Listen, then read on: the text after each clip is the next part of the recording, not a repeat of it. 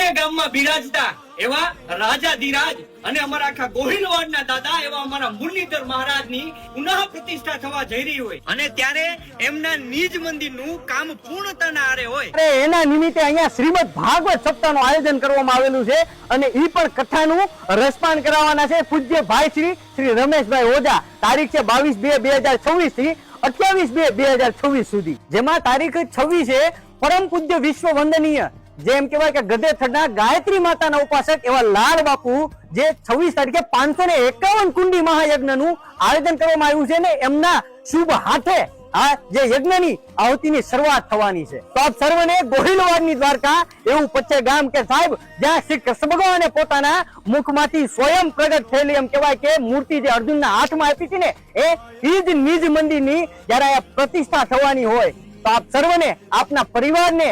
ગોહિલવાડ વતી હું અમરદીપસિંહ ગોહિલ આમંત્રણ પાઠવું છું કે આપ સર્વ આપના પરિવાર સાથે અહીંયા પચ્છે ગામ પધારો અને એનું શુભ સ્થળ છે ભાવનગર જિલ્લાના વલભીપુર તાલુકાનું પચ્છે ગામ. તો આપ સર્વે પધારો.